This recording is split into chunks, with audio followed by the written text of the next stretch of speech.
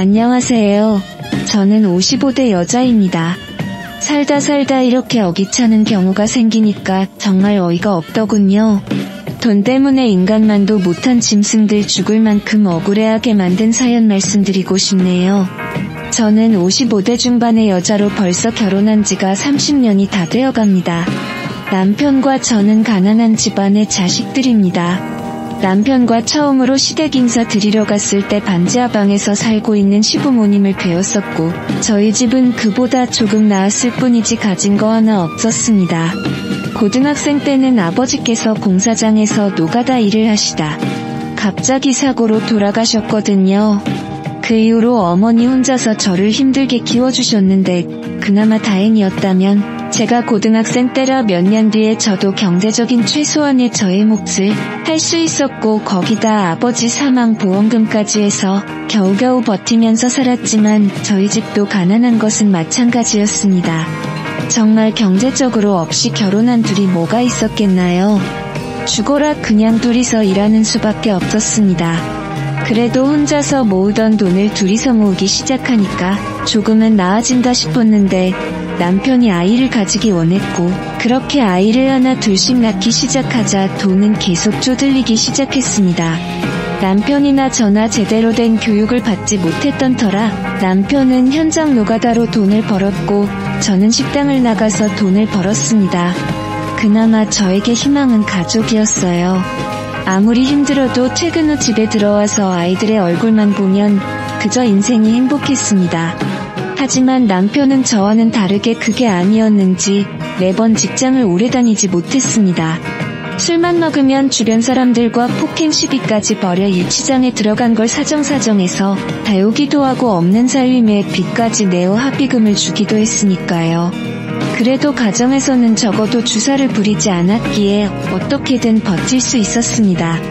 한 번은 너무 심적으로 지치고 힘들어서 남편과 진지하게 이혼할 생각을 해보기도 하였지만, 제 소중한 아이들에게 차마 애비 없는 아이들로 키우기 싫었었기에 그때마다 제 스스로 세뇌하며 집에서 남편의 주사가 없는 게 어디냐라고 수도 없이 되뇌었었죠. 남편의 성격은 정말 붕어빵 마냥 시어머니를 닮은 것 같았습니다. 포악하고 남의 말은 들어먹질 않는 성격이어 시어머니는 가끔 집에 놀러와서는 자기가 얼마나 대단한 사람인데라는 말을 달고 살았었으나, 현실은 자신이 말하는 거의 10% 아니 1%도 못 따라주는 사람이었죠. 시모도 저랑 마찬가지로 남의 식당에 들어가서 일을 하거나 파출부로 나가던 일을 했으나, 성격이 더러운 탓에 파출부하던 집에서는 도둑질하다가 걸려서 경찰서에 간 적도 몇 번이나 되었고, 식당에 다니면서도 사장이 마음에 안 든다는 등 욕을 하다가 대판 싸우고 일하다 잘리기 일쑤였습니다. 남편이나 시모나 그 지랄 맞은 성격은 완전히 똑 닮았었죠. 처음 만나면 상대방에게 이 사람만한 사람이 없다면서 정말 대단한 사람인 몸이 찬양하다가 조금이라도 맘에 안 들기 시작하면 언제 그랬냐는 듯 욕을 하기 시작하다가 끝내 그 사람과 싸우면서 끝장을 보십니다. 그게 하도 반복이 되고 반복이 되다 보니 오죽하면 지금은 그냥 집안의 유전병적인 정신병인가라고 생각했습니다. 그렇게 밖에서 하도 무시당하니 이제는 갑질할 때라곤 저밖에 없었는지 시모는 시도 때도 없이 저희 집에 찾아와 갑질을 해댔죠. 밥 차려달라 뭐 해달라 자기 생일이 언젠데 이번 선물은 무엇이냐 등등. 저희 결혼할 때 단돈 10원짜리 하나 준 적도 없었고 생활비 한 번 준 적 없는 사람이 이런 식으로 할 때면 정말 어이가 없고 치가 떨리더라고요. 남편도 그런 시모가 적어도 양심 없이 말하는 건 자각하는지 아주 가끔은 저를 대신해서 대변해주듯 말하며 도와주다가 이제는 아예 자기도 귀찮은지 어느 순간부터 놓아버리더군요. 그나마 시아버지께서는 근엄 하셨던 분이라 사법고시를 공부하다가 실패는 하셨지만 그 이후로 책방을 운영하셨던 나름 학자풍의 어르신이었습니다. 시어머니는 그런 시아버지 눈을 피해서 항상 저에게 폐악질을 부렸고, 한 번씩 시아버지가 그걸 목격하고 알아챌 때마다 제 앞에서 호되게 시모를 혼을 내주셨고, 저에게 없던 돈을 꺼내주시며 미안 네가 참 맘고생이 많다며 제 손에 쥐어주시곤 하셨던 게 저에게는 큰 위로가 되었었습니다. 저는 그런 시집살이를 30년을 해왔었습니다. 그렇게 30년을 지내면서 다행이었던 건 저희 소중한 아들, 딸들 둘 다 무사히 자라준 것입니다. 어디 크게 아픈 데 없이 건강하게 자라서 아들은 공부는 못했지만 지혜비랑 다르게 성격이 근년성실해서 대기업 하청회사에 취직해 들어가 열심히 일을 하며 저희에게 용돈도 가져다주고 했죠. 딸은 대체 누굴 닮았는지 공부를 너무 잘해서 저희가 학창시절에 그렇게 집안 형편이 어려워서 지원을 못해줬는데도 불구하고 명문대를 진학해 졸업 후에 외국 기업 취직 후 해외로 발령받아 나갔습니다. 딸에게 정말 미안한 것은 대학교 입학 후에 장학금 때문에 흔히 말하는 스카이에 갈 실력이었음에도 불구하고 과감히 그 길을 포기하고 그보다 좀 떨어지는 대학교에 입학하여 장학금을 받고 간 것이었죠. 딸이 장학금 때문에 그 대학을 선택한 걸 알고 그날 홀로 제가 얼마나 울었는지 모릅니다. 남편은 육아에 도움 하나 준 것도 없으면서 맨날 밖에 나가면 자기 자식 자랑하기 바빴고 자기가 똑똑해서 아이들이 이렇게 쑥쑥 훌륭하게 모두 잘 큰 거라며 항상 입에 달고 다니며 자랑을 하고 다녔었죠. 그러던 중 저희 친정엄마가 어느 날 저를 불러서 날벼락 같은 말씀을 하셨어요. 본인이 폐암이라는 겁니다. 그것도 말기요. 아니 태어나서 담배 한 번 안 피던 엄마가 어떻게 폐암이냐고 잘못된 걸 거라고 병원에 다시 같이 가봤지만 폐암이 꼭 담배를 펴야지만 걸리는 건 아니라며 마음의 준비를 하라더군요. 그때부터 저는 정신이 나가 엄마를 모시고 이 병원 저 병원을 돌아다니자 남편과 시모는 저에게 아니 이미 폐암이라는데 무슨 병원을 그렇게 계속 사돌아다녀서 돈 낭비를 자꾸 하냐며 사람 죽을 때 돼서 죽는다는 건데 헛짓거리 이제 그만하고 그냥 받아들이라고 말을 하길래 저는 그 말을 듣는 순간 저는 눈이 돌아가며 시모에게 격하게 소리를 질렀습니다. 시어머니 어디 두고 보세요. 나중에 돌아가실 때 제가 그 말 똑같이 해드릴 거라고 병원도 안 보낼 거라니까. 옆에서 지켜보던 남편이 저에게 위아래 없이 까분다며 남편이 저의 뺨을 갑자기 때리더군요. 그래도 지엄마라고 저에게 하는 걸 보고 그때 이미 저는 이혼하려고 마음은 먹었습니다. 제가 이혼할 거라고 울음장을 놓자 남편은 저에게 오냐 그래 이혼해주겠다며 그러면서 자기 자식들은 이씨 집안 자손이니 앞으로 죽어서도 자식들 얼굴 볼 생각하지 말라고 하더군요. 저는 더 말 섞는 것도 어이가 없어서 그냥 무시하고 나와 그날부터 엄마랑 같이 지내며 병원에 같이 붙어서 지냈습니다.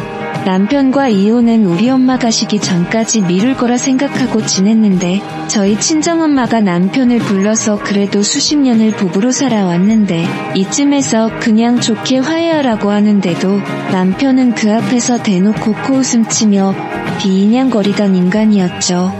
그걸 보던 엄마가 친정아빠가 돌아가시기 전에 증조할아버지로부터 물려받은 조상 땅이 있다며 그거 전부 다 저한테 주고 갈 거라며 한번 찾아보라고 하더군요. 그 말에 남편놈 눈빛이 변하더니 그래봐야 논풀박대기 아닐 거냐고 비인양거렸습니다. 그래도 그때부터 그 땅에 엄청 관심이 있어 보였어요. 남편에게는 말을 안 하고 저도 당시에 신경도 안 쓰고 있던 터라 엄마를 돌보다 엄마가 돌아가시고 나서야 저는 그 땅에 대해서 알게 되었습니다. 정말 저도 안 가지던 버려진 땅이 수십 년 동안 가격이 어마어마하게 올라 지금은 무려 다 팔면 10억은 가까이 손에 쥘 수 있는 돈이 되었었죠. 남편과는 엄마의 장례식 직후에 남편과 이혼 소송을 했었습니다. 저는 남편에게 이혼할 테니 그동안 모은 돈의 절반을 달라고 하자 남편은 10원짜리 하나 못 준다고 저에게 나가라고 욕이나 퍼붓던 그 인간한테 돈을 받기 위해서 소송을 했었거든요. 근데 이혼 소송 중 남편은 친정 부모님의 재산을 알게 되자 저에게 길길이 날뛰며 새가 큰 돈이 갑자기 생기니까 몇십 년을 같이 살아온 남편을 이제는 버리려고 한다고 저를 그냥 돈 때문에 남편까지 버리려는 파렴치한 여자로 만들어버리더군요. 저도 그 말을 듣고 있으니 너무 화가 뻗쳐 줄도까지 했었습니다. 변호사님께서는 그렇게 힘들게 싸울 이유도 없다며 일단 말도 섞지 말고 법으로만 대응하라고 하더군요. 이혼 소송을 한 시점과 재산을 확인한 시점을 생각하면 제가 상속받은 재산에 대해서 남편에게 나눠줄 이유도 없고 그런 식으로 모욕을 계속하면 그건 고소로 대응하라고 해서 남편에게 모든 걸 법적 대응하겠다고 했고 남편도 처음에는 이혼하고 제 부모님의 재산 절반을 내놓으라고 우기더군요. 그러다 본인도 이제 이게 씨도 안 먹히는 헛소리라는 걸 알았는지 태도를 달리 바꿔서 어느 날부터 저희 집 앞을 찾아와 마치 저와 연애 초기의 남자처럼 꽃다발도 가져다주고 별의별 헛짓거리를 다 하는 겁니다. 그러면서 저에게 하는 말이 모래도락 떨어져 있어 보니 저의 소중함을 알겠다고 거기다가 시모까지 같이 와서 남편의 말을 거들기 시작하는데 와, 진짜 기가 막히더군요. 저는 그래서 코웃음 치면서 비아냥거려줬습니다. 돈이 대단하긴 한가 봐요. 그 엉덩이 무겁고 자기밖에 모르던 인간들이 돈 못 받는다고 하니깐 어쩜 이렇게 손바닥 뒤집듯이 변할 수가 있는지 정말 역겨우니깐 쇼 그만하고 돌아가세요 라고 말하였고 저의 그런 말에 눈이 돌아간 그 두모자는 흥분하여 저에게 급기야 손찌검까지 했고 끝내 경찰들까지 출동하게 되었습니다. 그렇게 저는 결국 이혼했네요. 남편과 그동안 벌은 쥐꼬리만한 재산까지 서로 나눴고 제 친정 재산으로 지방에 내려가 조그만한 아파트 하나 사서 현재 혼자 살고 있습니다. 아들 딸들도 아빠보다 저를 좋아했기에 아빠 버리고 항상 명절이면 제가 살고 있는 집으로 찾아오네요.